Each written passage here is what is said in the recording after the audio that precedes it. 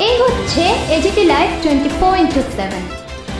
This is AGT Live 24/7. আমরা ত্রিপুরা কর্মচারী সমন্বয় কমিটি বিরোধ দীর্ঘদিন যাবৎ আমরা লক্ষ্য করছি যে ত্রিপুরা রাজ্যে যে বিদ্যালয়গুলিতে যে শিক্ষক স্বল্পতা, সেখানে অনেকদিন যাবৎ নিয়মিত কোনো চাকরি করছে না। হাসপাতালগুলিতে ডাক্তার এবং নার্স, প্যারামেডিক্যাল পুরো খালি। সেই জায়গার মধ্যে আমরা দাবি করছি যে অনতি বিলম্বে এই সমস্ত পদে নিয়মিত নিয়োগ করতে হবে। আমরা দাবি করছি যে অনিয়মিত কর্মচারী যারা আছেন, বামফ্রন্ট সরকারের আমলে 10 বছর চাকরি করার পরে তাদেরকে নিয়মিত করার একটা সিদ্ধান্ত ছিল এবং 18-র আগে সমস্ত অনিয়মিত কর্মচারীদের নিয়মিত করা হয়েছে। কিন্তু আমরা লক্ষ্য করলাম যে 1918 সালের অক্টোবর মাসে একটা সার্কুলার জারি করে সেই অনিয়মিত কর্মচারীদের নিয়মিত করার যে সিদ্ধান্ত সেটাকে বাতিল করে দিলেন।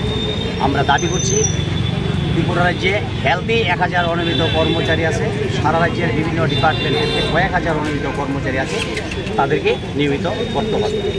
আমরা দাবি করছি যে বিদ্যাজ্যোতি প্রকল্প যেটা আছে, যে বৈষম্যমূলক শিক্ষা, একই এলাকার মধ্যে বিদ্যাজ্যোতি প্রকল্পে একই ধরনের শিক্ষা হবে এবং তার পাশে যে বিদ্যালয়টা সেটা অন্য ধরনের শিক্ষা হবে। বিদ্যাজ্যোতি প্রকল্পের মধ্যে প্রকল্পের যে শিক্ষা যেখানে হয়, সেখানে দেখা গেল ছাত্রছাত্রীদের কাছ থেকে যে ডেভেলপমেন্ট চার্জ হিসেবে টাকা আদায় করা হচ্ছে এবং এটা 2009-এর যে শিক্ষা অধিকার আইনে পুরো বলা আছে যে প্রতিটা শিশুকে অবৈতনিক বাধ্যতামূলক শিক্ষার আঙ্গিনে নিয়ে আসতে হবে। কিন্তু এটা আমরা দেখলাম এই বৈষম্যমূলক শিক্ষার ফলে এটা সারা ত্রিপুরা রাজ্যের মধ্যে একটা প্রতিক্রিয়া সৃষ্টি হয়েছে। আমরা দাবি জানাচ্ছি আমরা এই বৈষম্যমূলক শিক্ষা আমরা মানছি না। আমরা দাবি করছি ত্রিপুরা রাজ্যে প্রায় 900 মতো স্কুলকে 4টা জেলাতে, উত্তর ত্রিপুরা জেলা, দক্ষিণ ত্রিপুরা জেলা, গোমতী জেলা এবং পশ্চিম ত্রিপুরা জেলা রাজ্য সরকারের শিক্ষা দপ্তর এখানে প্রায় 900 মতো স্কুলকে তারা সেখানে বন্ধ করে দেবেন সার্কুলার জারি করেছেন। সেখানে বিভিন্ন ডিওর কাছে তারা লিস্ট পাঠিয়েছেন। আমরা খুব দুঃখের সাথে লক্ষ্য করছি যে একটু আগে বললাম যে এই যে স্কুল বন্ধ করবে, সেখানে নিম্ন বুনিয়াদী আছে, উচ্চ বুনিয়াদী স্কুল আছে, হাই স্কুল আছে। এই স্কুলগুলি ত্রিপুরায় যে শুধু শহরে না, শহরের বাইরে বিভিন্ন যে গ্রাম, সেই গ্রাম স্তরের স্কুল আছে।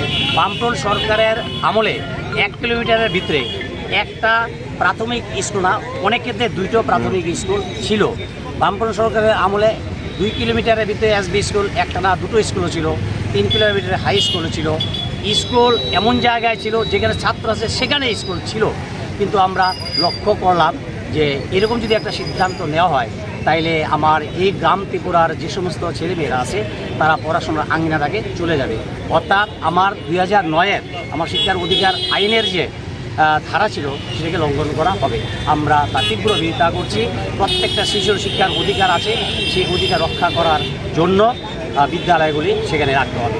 ছাত্র সংখ্যা যাই হোক, বিদ্যালয়গুলি সেখানে রাখতে হবে।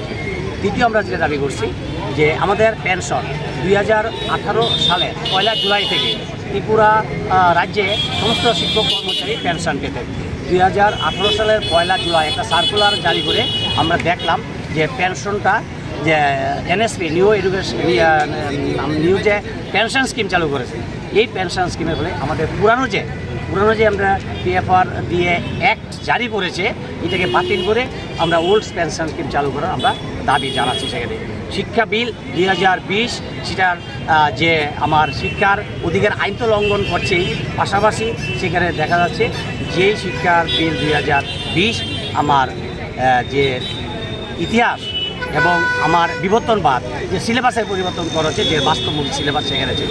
আমরা দাবি করছি সেখানে বিদ্যুৎ কর্মীদের যারা চাকরি করছেন তাদের সার্ভিস রুল নেই, তাদের বিলম্বে তাদের এই সার্ভিস রুলটা চালু করতে হবে।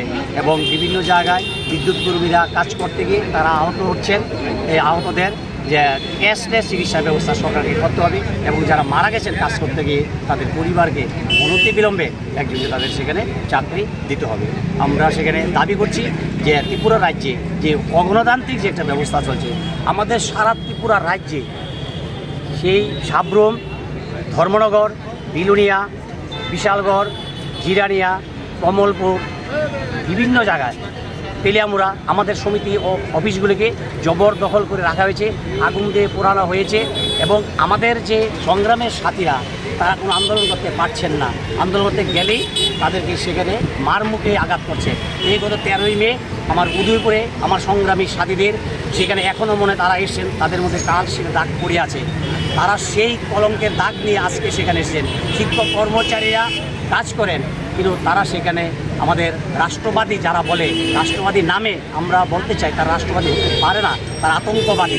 রাষ্ট্রবাদীরা কখনো এরকম সৃজনশীল কাজের বিরুদ্ধে কাজ করে না, কিন্তু এই কাজগুলো তারা করছে। আমরা লক্ষ্য করেছি আমার গৌরনগর ব্লগে আমার মাননীয় মুখ্যমন্ত্রী দপ্তর আরডি দপ্তরের কর্মী লোকেশ নাগ তাকে সেখানে মারলেন, পিঙ্কি পাল চৌধুরী তাকে সেখানে মারলেন এবং যারা এই মুখ্যমন্ত্রীর দপ্তর আরডি দপ্তরের কর্মী সেখানে মার খেলেন এবং আমরা দেখলাম যে স্বরাষ্ট্র দপ্তরও মুখ্যমন্ত্রী দপ্তরে, কিন্তু দেখলাম আমরা সেখানে তারা কিন্তু বিচার পাননি, অ্যারেস্ট হননি, একজন কর্মীও অ্যারেস্ট হননি। আমরা তার বিরুদ্ধে প্রতিবাদ জানাতে চাই। ত্রিপুরা রাজ্যের গণতান্ত্রিক পরিবেশ যাতে অবাধ থাকে, আমরা যাতে অবাধভাবে কাজ করতে পারি, স্বাধীনভাবে আমরা যাতে কাজ করতে পারি এবং সারা ত্রিপুরা রাজ্যের যে বাতাবরণ তৈরি হয়েছে আপনারা জানেন, সাংবাদিক আপনারা জানেন, সেই বাতাবরণে আমরা পরিবর্তন করতে চাই। সেই জন্য আমরা মাঠে নেমেছি। মাঠে আমরা যতদিন পর্যন্ত আমাদের দাবি মানানো হয় ততদিন পর্যন্ত আমরা মাঠে থাকি। আমি ত্রিপুরা কর্মচারী সমন্বয় কমিটি কেস বিরোধের চেয়ারম্যান রঞ্জিত।